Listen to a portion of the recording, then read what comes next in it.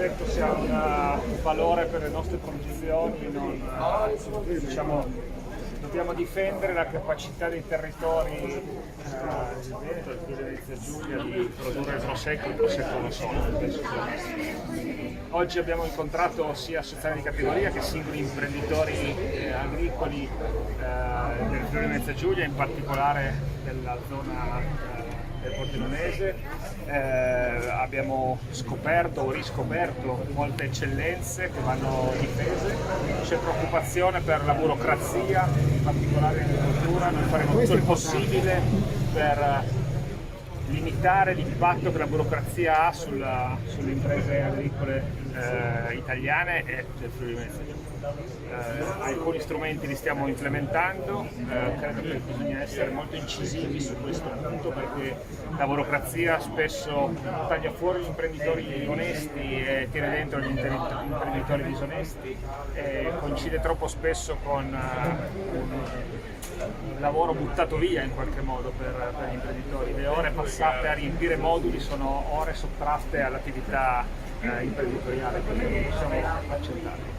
È stata una settimana complessa per il Movimento 5 Stelle, lei è nel comitato dei 7 saggi per trovare una sintesi. Qual è la sua posizione e quanto tempo può servire per trovarla?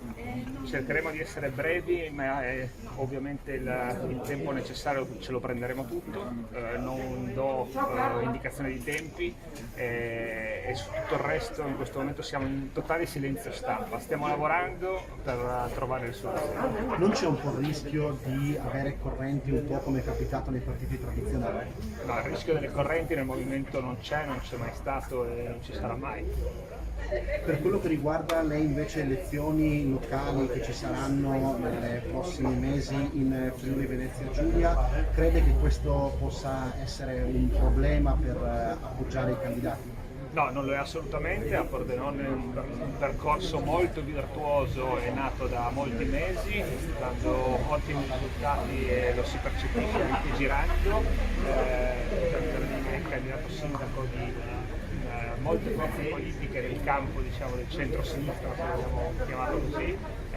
Io ho sostenuto e sostengo convintamente la necessità di trovare un accordo tra queste forze politiche nel numero maggiore possibile di territori, senza andare allo scontro dove ciò non è possibile, ma cercare di lavorare perché si cominci a sedimentare anche sui territori di esigenza dello stare assieme. Ministro, perché era importante mantenere il cashback?